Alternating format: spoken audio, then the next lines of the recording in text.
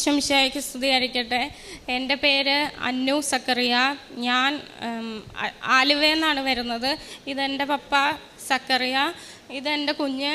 ഇവരുടെ രണ്ടുപേരുടെയും പേരിൽ ഉടമ്പടി എടുത്തതിൻ്റെ സാക്ഷ്യം പറയാനാണ് ഞാൻ ഈ അൾത്താരയിൽ നിന്ന് നിൽക്കുന്നത്. എൻ്റെ അമ്മയാണ് ഇവിടെ വന്ന് ഉടമ്പടി എടുത്തത്. ഞാൻ വിവാഹം കഴിഞ്ഞ് ഭർത്താവ് ഒത്ത് അമേരിക്കയിലാണ്. എൻ്റെ കുഞ്ഞ് അവിടെ വെച്ചാണ് ജനിച്ചത്. കുഞ്ഞ് ജനിച്ചൊരു 1.5 മാസം കഴിഞ്ഞപ്പോൾ അവൻ്റെ തലയിൽ വലിപ്പ കൂടുതൽ തോന്നി. പിന്നെ താന്നിരുന്നു ഉച്ചി നമുക്ക് തൊട്ട് നോക്കുമ്പോൾ അറിയാം ഭയങ്കരമായിട്ട് ടൈറ്റായിട്ട് വീർത്തിരിക്കുന്നു. അപ്പോൾ എനിക്കൊരു സംശയം തോന്നി. അപ്പം ഞാൻ ഹസ്ബൻഡിൻ്റെ അമ്മയോട് പറഞ്ഞു, ഇതെന്താ ഇങ്ങനെ ഇത് ടൈറ്റായിട്ടിരിക്കുന്ന എന്താ എന്നൊക്കെ ചോദിച്ചു. അപ്പോൾ ഇവർ പറഞ്ഞു ചിലപ്പോൾ കിടന്നതിൻ്റെ ആയിരിക്കും, കുഴപ്പമില്ല എന്നൊക്കെ. എന്നാലും ഒരു സംശയം തോന്നി. ആശുപത്രിയിൽ കൊണ്ടുപോയി കാണിച്ചപ്പോൾ അവർ പറഞ്ഞു തലയിലൊരു സിസ്റ്റം ഉണ്ടായിരുന്നു, അത് പൊട്ടി അതിൻ്റെ വെള്ളം തലയിൽ കെട്ടിക്കിടക്കുകയാണെന്ന്. അപ്പം കുഞ്ഞിൻ്റെ ബ്രെയിനാണെന്നുണ്ടെങ്കിൽ ആ വെള്ളം അവിടെ തങ്ങി നിൽക്കുന്നതുകൊണ്ട് ബ്രെയിനിന് ഇരിക്കാൻ സ്ഥലമില്ലാണ്ട് അതിങ്ങനെ ഞെരിഞ്ഞിരിക്കുന്നത് അവർ നമ്മളെ CT എടുത്തപ്പോൾ കാണിച്ചു തന്നു. അന്ന് കുഞ്ഞിന് 56 ദിവസം പ്രായം ഉണ്ടായിരുന്നുള്ളൂ. അപ്പം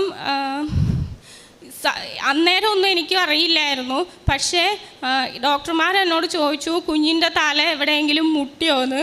അപ്പോഴാണ് എനിക്കൊരു കാര്യം ഓർമ്മ വന്നത്. ഞാൻ അവനെ തൊട്ടിന്ന് എടുത്തപ്പോൾ അവൻ്റെ തല കട്ടിലിൻ്റെ സൈഡിൽ ഇടിച്ചായിരുന്നു. അപ്പോൾ കുഞ്ഞ് കരഞ്ഞൊന്നുമില്ല. ഞാൻ ചുമ്മാ ഇങ്ങനെ തടകി കൊടുത്തു, അതേപടി അങ്ങ് വിട്ടു. പിന്നെയാണ് എനിക്ക് മനസ്സിലായത് എൻ്റെ ഒരു അശ്രദ്ധ കൊണ്ടാണ് എൻ്റെ കുഞ്ഞിന് ഇങ്ങനെ സംഭവിച്ചത്. പക്ഷേ ഇപ്പം ഞാൻ ഈ പറഞ്ഞ കാര്യം എൻ്റെ അമ്മയ്ക്കോ എൻ്റെ ഭർത്താവിനോ ആർക്കും അറിയില്ല. അത് എൻ്റെ ഉള്ളിൽ തന്നെ ഇരുന്ന് ഞാൻ വിങ്ങിക്കൊണ്ടിരിക്കുകയായിരുന്നു. ഞാൻ എന്നിട്ട് മാതാവിനോട് പ്രാർത്ഥിച്ചത് ഇങ്ങനെയാണ്, എനിക്ക് ഇവിടെ വന്ന് സാക്ഷ്യം പറയാനൊരു അവസരം കിട്ടിയ ഈ ഒരു സത്യം ലോകം മുഴുവൻ ഞാൻ വിളിച്ചു പറയാമെന്ന് ഞാൻ നേർന്നിട്ടുണ്ടായിരുന്നു. അങ്ങനെ മാതാവ് എന്നെ അനുഗ്രഹിച്ചു. പക്ഷേ അതിൻ്റെ ഇടയ്ക്ക് കുറച്ച് സംഭവങ്ങൾ വേറെ ഉണ്ടായി. എൻ്റെ കൊച്ചിന് 56 ദിവസം ഉള്ളപ്പോഴാണ് ആദ്യത്തെ ഓപ്പറേഷൻ നടത്തിയത്. തലയിൽ ഒരു ഷണ്ട് ഇട്ടിട്ടുണ്ടായിരുന്നു. അപ്പോൾ ഈ വെള്ളം വലിഞ്ഞു പോകാൻ അത് തലേന്ന് വയറ്റിലേക്ക് ഇട്ട് ഇങ്ങനെ വയറ്റിൽ കൂടി ആ വെള്ളം ഇങ്ങനെ വലിഞ്ഞു പോകാനായിരുന്നു. ഡോക്ടർ പറഞ്ഞത് അവന് ജീവിതകാലം മുഴുവൻ അത് ഇടേണ്ടി വരും, ഇനി ഒരിക്കലും അത് ഊരാൻ പറ്റില്ലെന്നാണ്. പക്ഷേ പിന്നെ ഇതിപ്പോൾ കുഞ്ഞുങ്ങളുടെ ഇട്ടേക്കുന്നത് 5 വയസ്സ് കഴിയുമ്പോൾ വലിയവരുടെ ആക്കി വീണ്ടും മാറ്റിയിടേണ്ടി വരും. മാത്രമല്ല ഈ ഷണ്ട് ഇങ്ങനെ തല കിടക്കുന്നതുകൊണ്ട് ചിലപ്പോൾ വല്ല പഴുപ്പോ ആ പൈപ്പിന് ഒരു ബ്ലോക്കോ വന്നാൽ നമുക്ക് പിന്നെയും ഓപ്പറേഷൻ ഇങ്ങനെ മാറ്റിയിടേണ്ടി വരുമെന്ന് പറഞ്ഞിട്ടുണ്ടായിരുന്നു. അപ്പോഴൊന്നും ഞാൻ ഉടമ്പടി എടുത്തില്ല. എൻ്റെ ഒരു ഫ്രണ്ട് ന്യൂസിലൻഡിലുണ്ട്. അവളെനിക്ക് പ്രത്യക്ഷീകരണ പ്രാർത്ഥന ഫോട്ടോ അയച്ചു തന്നു, നീ ഇത് പ്രാർത്ഥിക്കുന്നു. പക്ഷേ അന്ന് സത്യത്തിൽ എനിക്ക് കൃപാസനത്തിൽ വലിയ വിശ്വാസമൊന്നും ഇല്ലാത്തതുകൊണ്ട് ഞാൻ ആ പ്രാർത്ഥന എൻ്റെ ഫോണിൽ നിന്ന് തന്നെ ഡിലീറ്റ് ആക്കി കളഞ്ഞു. അങ്ങനെ ഇരിക്കാതെ റെഗുലറായിട്ട് നമ്മൾ ഡോക്ടറെ കാണും, MRI എടുക്കും. 1.5 മാസം കഴിഞ്ഞപ്പോഴത്തെ MRIയിൽ കുഞ്ഞിൻ്റെ ഷണ്ട് അവിടെ നിന്ന് വിട്ടുപോയി എന്ന് നമ്മളെ അറിയിച്ചു. അപ്പം അന്ന് രാവിലെ ഒരു 6:30-7 മണിക്കുള്ളിൽ അവർ MRI എടുക്കുകയുള്ളൂ. അന്ന് ഉച്ചയ്ക്ക് 2 മണിക്ക് തന്നെ പെട്ടെന്ന് ഓപ്പറേഷൻ ചെയ്ത് ഒരു സ്ഥലത്തുനിന്ന് ഊരി അത് അടുത്ത സ്ഥലത്തേക്ക് ഇട്ടു. അപ്പോൾ കൊച്ചിന് 3.5 മാസം പ്രായമുള്ളൂ.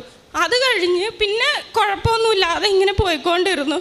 ഒരു ദിവസം ഫെബ്രുവരിയിൽ നമ്മൾ ന്യൂറോനെ കാണാൻ ചെന്നപ്പോൾ MRIയിൽ അവന് വലത്തുവശത്താണ് ഷണ്ട് കിടക്കുന്നത്. പക്ഷേ ഇടതുവശത്താണ് കിടക്കുന്നത്. വലതുവശത്തെ വെൻട്രിക്കിളിൻ്റെ സൈസിൽ വ്യത്യാസം കണ്ടു.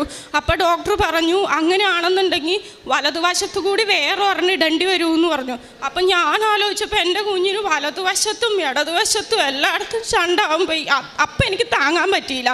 അങ്ങനെ ഞാൻ എൻ്റെ വിഷമം എൻ്റെ അമ്മയോട് പറഞ്ഞിട്ട് ഇടവകയിലുള്ളൊരു ചേച്ചി വഴി മമ്മി ഇവിടെ വന്ന് ഉടമ്പടി എടുത്തു. കൂടാതെ ഞാൻ ഓൺലൈനിൽ ഉടമ്പടി എടുത്ത് എന്നെക്കൊണ്ടാവുന്ന രീതിയിലുള്ള ആത്മീയ കാര്യങ്ങളും പ്രാർത്ഥനയും പിന്നെ ഇവിടുത്തെ സാക്ഷ്യങ്ങളും എല്ലാം ഞാൻ മുടങ്ങാതെ കേട്ടുകൊണ്ടിരുന്നു. എന്നിട്ട് ഡോക്ടർ ഒരു 3 മാസത്തെ കാലാവധി പറഞ്ഞു. 3 മാസം കഴിഞ്ഞാലേ നമുക്കറിയാൻ പറ്റുള്ളൂ വലതുവശത്ത് ഇനി ഓപ്പറേഷൻ ചെയ്യണോ, അവിടെ എന്തെങ്കിലും വ്യത്യാസം ഉണ്ടാവുമല്ലോ എന്ന്.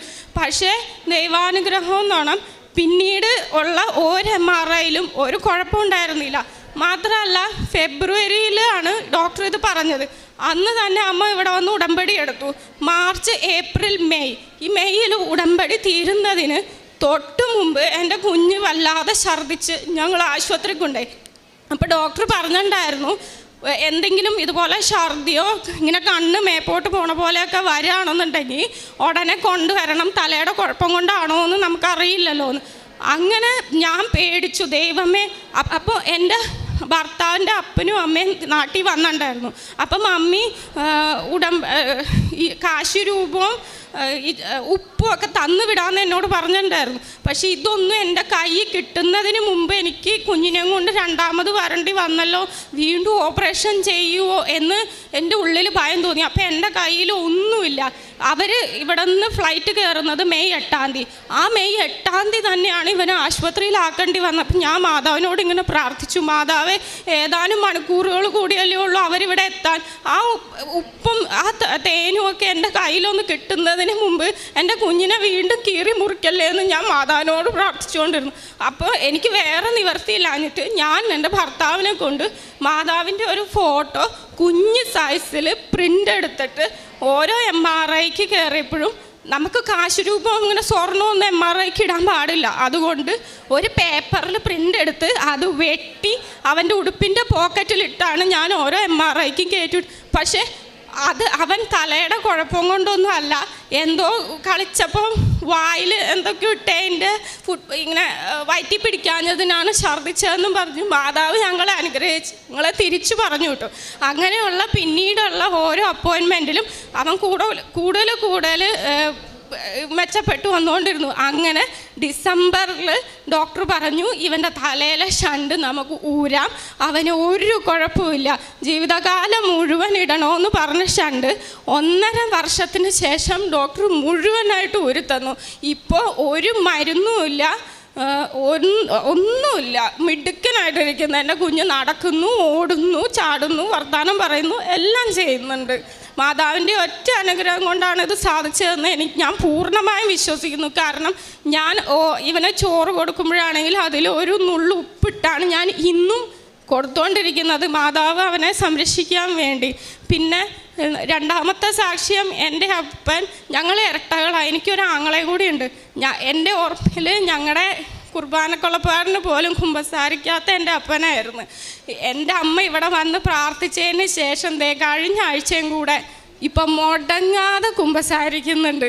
അത് രണ്ടും മാതാവിൻ്റെ ഒറ്റ അനുഗ്രഹം കൊണ്ടാണ് ഞാൻ പൂർണ്ണമായിട്ട് വിശ്വസിക്കുന്നു. പരിശുദ്ധ അമ്മയുടെ മധ്യസ്ഥ സഹായത്തിലേറെ പ്രത്യേകിച്ച് ഈ കുഞ്ഞിന് ലഭിച്ച വലിയ സൗഖ്യത്തിൻ്റെ സാക്ഷ്യമാണ്. അതാണ് കുഞ്ഞുമായിട്ട് വന്ന് ഈ അൾത്താരയിൽ പറയുവാനായിട്ട് ഇടവന്നതും. ഇപ്പോൾ ഉടമ്പടി എന്ന പ്രാർത്ഥന മാതാവ് ഒരിപ്പം ഇന്നത്തെ ദിവസം തന്നെ ഒരു മൂന്ന് സാക്ഷ്യത്തിലധികം ഇതുപോലെ വളരെ ക്രിട്ടിക്കലായിട്ടിരുന്നൊരു സാഹചര്യത്തിൽ സാക്ഷ്യം പറഞ്ഞേക്കാം, അല്ലെങ്കിൽ ഉടമ്പടി എടുത്തേക്കാം എന്നുള്ളൊരു നേർച്ചയുടെയും പ്രാർത്ഥനയുടെയും ഭാഗ്യമായിട്ട് ഈ അൾത്താരയിൽ എത്തിയെന്നുള്ളതാണ്.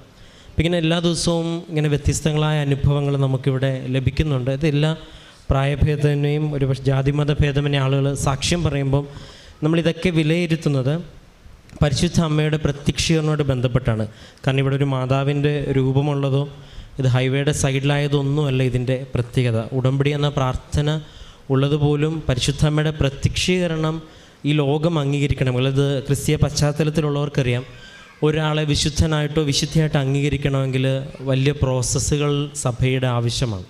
അതിന് ശാസ്ത്രത്തിൻ്റെ തെളിവുകൾക്ക് മുകളിലുമുള്ള വലിയ വലിയ അനുഭവങ്ങളും ഒപ്പം ആ വ്യക്തിയെ വിളിച്ച് പ്രാർത്ഥിക്കുന്നവർക്കെല്ലാം അനുഭവങ്ങൾ ലഭിച്ചു എന്നൊക്കെ വ്യക്തമായിട്ടുള്ള പഠനത്തിന് ശേഷം മാത്രമേ ഒരു സത്യം ലോകത്തിന് മുമ്പിൽ അത് അവതരിപ്പിക്കരുത്. അത് പരിശുദ്ധ അമ്മയുടെ അപ്പാരിഷൻ ആണെങ്കിലും അത് അംഗീകരിക്കപ്പെടണമെങ്കിൽ ഇതുപോലെ അനുദിനം അല്ലെങ്കിൽ ഇതുപോലെ വലിയ അനുഭവങ്ങൾ ഇപ്പോൾ നമ്മളെ സംബന്ധിച്ചിടത്തോളം നമുക്കിപ്പോൾ തന്നെ ആവശ്യത്തിലേറെ അനുഭവ സാക്ഷ്യങ്ങളും അതും എല്ലാ വിഭാഗത്തിൽ നിന്നുള്ളവരും പറയുന്ന ഓരോരിടം ഇത് മാത്രമാണ്. ഒരു പക്ഷേ ബാക്കിയുള്ള ഇടങ്ങളിൽ ലൂർദാണെങ്കിലും ഫാത്തിമയിലും പരിശോധിക്കുമ്പോൾ അവിടെ എല്ലാ മതത്തിൽ നിന്നുള്ളവരുടെ ഒരു അനുഭവ സാക്ഷ്യങ്ങൾ അതിന് പറയാനായിട്ടില്ല. പക്ഷേ ഈ ഒരിടത്ത് മാതാവ് ഈ പ്രത്യക്ഷീകരണത്തിന് വേണ്ടി ഇവിടെ കൊണ്ടുവരുന്നത് അവിടെയുള്ള ആൾക്കാർ പോലും ഇവിടെ വന്ന് സാക്ഷ്യം പറയാൻ തക്കവിധം അനുഭവങ്ങൾ ഇവിടെ ലഭിക്കുന്നുണ്ട്. നിങ്ങൾ സാക്ഷ്യങ്ങൾ പരിശോധിക്കുമ്പോൾ മനസ്സിലാവും.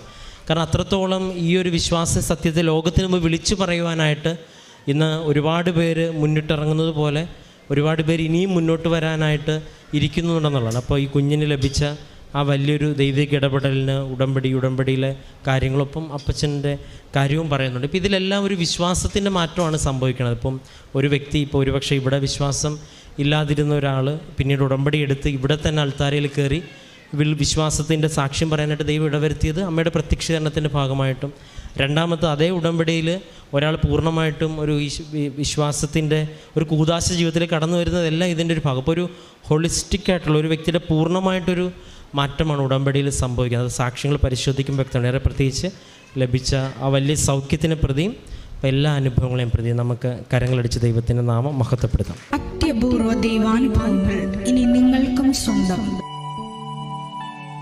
ഈ യൂട്യൂബ് ചാനൽ ഇതുവരെ സബ്സ്ക്രൈബ് ചെയ്തിട്ടില്ലെങ്കിൽ ഇപ്പോൾ തന്നെ സബ്സ്ക്രൈബ് ചെയ്യുക.